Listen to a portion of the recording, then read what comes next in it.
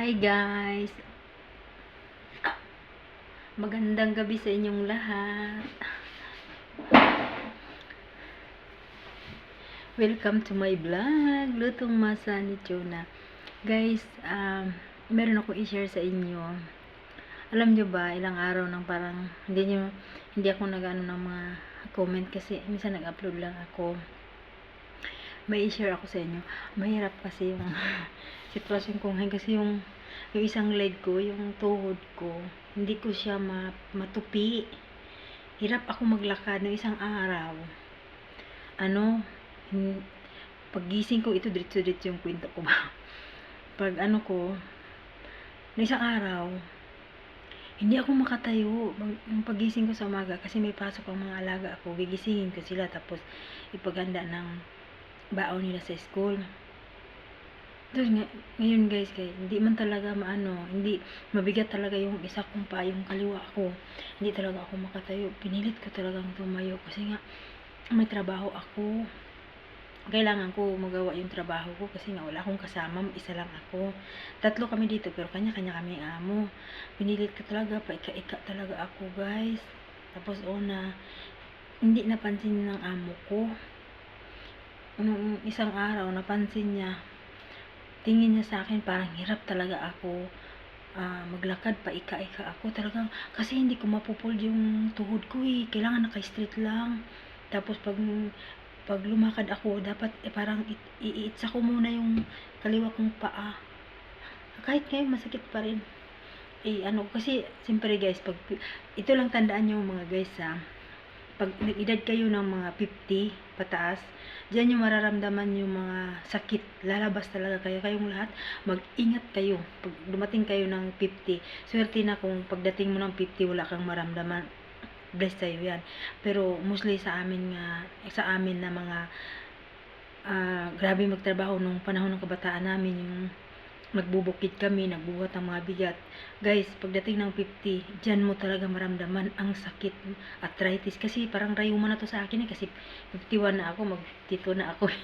So, 50 na ako. So, maramdaman mo talaga. Tapos, yung ugat, ko ngayon, mapipil ko na maga yung ugat dito sa kaliwa kong paa, kaliwa kong tuhod. Hindi ko talaga siya matupi. Kailangan naka-straight lang siya. Kaya, parang wala akong ganang mag-Facebook. Nagtatrabaho ako. Ilang oras ko bago matapos kasi nga paika-ika ako. Ayaw ko kasi humiga. Tapos tinatawanan pa ako dito ng kusinira. Kinarma daw ako. Tawa-tawa pa siya sa akin. Pero pag ginantihan ko, grabe. Aanuhin niya ako. Sabihin niya sa akin, sasaksakin niya ako. Kasi, inimi number 1 ko yun dito Tapos, pero pag gantihan mo, grabe magalit. Kagantihan siya sa akin, kinarma ko na ako. Wala lang. Kasi pag ako gumantin ako, pikon pa naman. Ako hindi ako pikon So, yun guys, sinishare ko sa inyo ngayon guys. Pag nag-edad kayo ng mga 40 plus hanggang sa mag 50 kayo, ingat-ingatan yung sarili nyo kasi dyan na lalabas lang lahat ng mga sakit mo. Sa totoo lang. Kung hindi mo kaya, ewan ko. Kaya ngayon, paika pa rin akong maglakad, minamassage ko lang yung Ang mali ko lang, noong isang araw, pinahilot ko kay Joy, yung house girl dito, talagang pinaidiin ko kasi nga, akala ko gagaling siya. So, mga guys, lumala man yung sakit. Tapos pagkagabi, makatulog ako. Pagdating ng mga 4 AM, ayun, kumikirot na yung tuhod ko. Ang bigat-bigat, parang ilang kilo yung ko. Hindi naman namaga yung tuhod ko. Talagang masakit lang yung ugat kasi parang yung hindi ko talagang sakit talaga. Parang pag tinupi ko yung tuhod ko, parang lalabas yung ihi ko sa sobrang sakit, grabe. Tapos yung yung pag nag-CR ako, alam nyo ba, hindi ko matupi yung tuhod ko, kailangan naka-straight ako. Hindi ko ma-straight, malagay yung puwit ko doon sa inidoro kasi ang sakit, lalo pag na-fold, parang Diyos ko, hindi ko maintindihan. So, nung nakita ng amo ko ni isang araw, galit na galit sa akin. Sabi niya, bubo ka ba? Ba't ka dadaan dyan sa hagdanan? Hindi ka na nga makalakad, dadaan ka pa. Sabi niya, gamit ka ng elevator. Umiiling-iling ako. Sabi niya, galit siya sa akin. Huwag kang bumaba. Umakyat ka sa kwarto mo, magpahinga ka doon. Nagalitan ako ng amo kong lalaki. Kasi wala akong. Tapos ngayon, Sabi niya, bibigyan kita ng gamot. Parang nataranta din yung amo ko. Kuha siya ng gamot niya, pinainom niya ako. Sabi niya, inumin mo to. Bali, dalaw-dalaw. Sabi ko, ha? Dalaw-dalawa?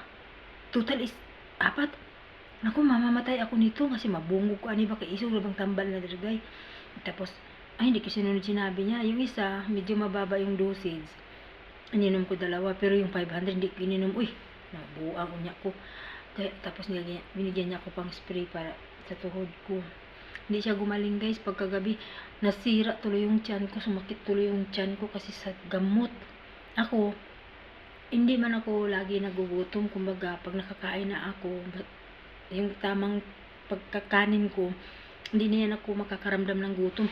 Tapos nung uminom ako ng tablitas na binigay ni amo kong lalaki, hindi na mapakali yung tiyan ko, mahapdi na, hindi ko maintindihan, hindi ko alam anong ng tiyan ko. Tapos, yun, nag-message siya sa akin kahapon, sabi niya, kumusta na daw yung paa ko? Sabi ko, ganun pa rin, pero hindi naman siya masakit, pero hindi ko lang talaga magtupi, straight lang talaga. Tapos sabi niya, pag dating niya galing kahapon sa opisina, sabi niya, punta ka ng doktor, dalhin ka ng anak ko doon. Sabi ko, humiling ako. Sabi, hindi, punta ka doon. Sabi ko, hindi, makakatrabaho naman ako. Sabi niya, makatrabaho ka. Pero, hindi yung daw, normal na trabaho. Sabi niya, hindi, kahit na, hindi ka makakakilos ng mabilis niyan. Kasi nga, baldado yung isa kong paa. Di, pumunta kami sa doktor. Tapos sabi ng doktor, kailangan daw ipa-ultrasound, kailangan magpa-blood test. Ako, ayaw ko na. Mamaya, marami pang sasabihin, ganito yung sakit mo. Tapos bigyan ka ng maraming gamot. Huminto kasi ako guys pag barley.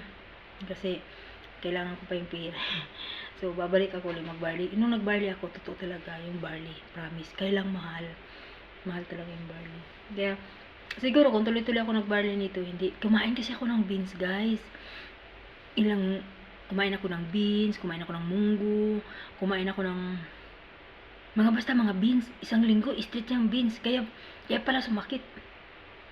Pero nung sumakit to, nung birthday ng alaga ko nung November 30, matagal na din, inano ko lang, kumbaga, kung sa Bisaya, pag idala-dala lang nako ba, wala na akong ipansin. Sus, lumala man to. Kaya, pag mayroon ka talagang maramdaman guys, yan mo na talaga sa doktor o gamutin mo na. Haplas lang ako. Tapos, yun nga, nabunog siya guys, ba, nung nabugbog siya nung pinahilot ko kay Joy kasi pinadiin ko masyado yung ugat na parang sa tingin ko na ipit. Agoy, pagka yun tuloy hindi na ako makalakad, hirap iit sana akong isa ka tugo, isa ka paa para lang ako makalakad. Grabe sakit talaga guys. Grabe pala tong rheuma or arthritis, ang sakit talaga. Kaya kayo dyan, wala pa kayong rheuma, mag-ingat-ingat kayo. Naku, mabuti na lang ako, kinakaya ko kasi guys, pag OFW ka, walang tutulong sa'yo dito, ikaw lang talaga. Tapos kahit may naramdaman ka, magtatrabaho ka kasi lalo katulad ko na nag-isa lang ako, hindi pwede. Sabihin man ng amo ko na ang papahinga ako, hindi pwede kasi may mga alaga ako 4, pinapakain ko, nilulutuan ko, kaya paika-ika ako. Halos ayaw nga ako pabitbitin ng amo ko ng tray kasi nga takot mahulog yung kasi nga talagang paika-ika talaga ako. Sabi ko, hindi, kaya ko na. Tapos kanina tumawag siya, kumusta daw yung pa ako. Sabi ko 70% na yung okay siya na 70%. Sabi niya okay kasi nga masakit. Ngayon medyo natupi-tupi ko na yung tuhod ko, pero hindi pa. Ang nahirapan ko yung bumaba sa hagdanan. Kailangan akong grabing bagal ang isang hagdanan sa taas. Ang tagal ko bago makababa. Kasi hindi pwedeng madaliin guys, kasi masakit talaga. Lalo pag na ganyan yung basta kung talaga ako, sobrang sakit, para akong naiihi. So yan guys, sinishare ko sa inyo na mahirap pala pag magkaedad ka na, may line of 5 ka na, mag 50. Pero sa totoo lang guys, pasalamatan natin pag dumating tayo ng 50 o taas. Kasi alam niyo ba kung bakit? Bless yan sa atin. Maraming iba na hindi sila umabot ng 50. Kahit malusog sila, hindi nila inabot yung 50. Kaya ingatan natin ang ating sarili. Kung anong naramdaman natin, magpapacheck up tayo. Buti lang kahapon, pinacheck up talaga ako ng amo ko at binigyan ako ng gamot. Kasi siya minsan, Masakit din yung tuhod niya, yung amo ko kahit bata pa. Ayun, binasa, sabi niya, oh, ito yung gamot. So, yan, nagpapasalamat ako sa amo ko. Yung amo ko, okay yung amo ko. Pag ako lang ang ayaw, ako lang yung minsan magpapadoktor, ayaw, kasi tinatamad kasi ako, guys. Hindi katulad dito dati na pa-ultrasound ako, taga si schedule ng schedule. Iba sa atin kasi, iba dito sa abroad. So, tinatamad ako pag ganyan. Babalik-balik. So, yan guys, sinishare ko lang sa inyo na nagkaroon ako ng rheuma or arthritis. Mahirap kayo. Mag-ingat kayo guys. Alagaan natin ang ating sarili. Kasi ako, bata pa kasi ako katulong na. 14 years old. Namasukan na ako bilang kasambahay. So, iba naman yung trabaho, nagtindira ka, o mga sa opisina. Iba yung katulong ka talaga. Kasi katulong ka iba. Ang daming trabaho pag katulong ka. Alam yan ng mga na nagkasambahay na mahirap ang katulong. Pwede lang kung amo mo, hindi pala utos. Mahirap ang buhay ng isang katulong. Kasi danas ko yan nung sa Pinas ako dati, hanggang nag-abroad ako. Ang buhay ng katulong, ang trabaho ng katulong, hindi basta-basta. Lalo sa Pinas, lahat sa'yo. So, yan lang mga guys, sinishare ko lang sa inyo na alagaan natin ang sarili natin. Kasi ako nagkaroon ako ng rayuma, mahirap. At saka, huwag na kayo kumain. Pag kayo guys, ang share ko sa inyo, pag feel niyo na masakit yung tuhod niyo, huwag kayo kumain ng munggo, huwag kayo kumain ng karne, kasi lalong lalala yung sakit niyo. So, yun lang mga guys, ang isi-share ko sa inyo. Hanggang ngayon, ika pa rin ako. Pero okay na, mga 70% lang okay ako. Kaysa no isang araw, pagkising ko talaga, okay, grabe. Hindi ko ma-explain ang sakit. So, yan lang guys. Bye-bye. Good night. Good night pa. Good evening sa inyong lahat. Thank you for watching.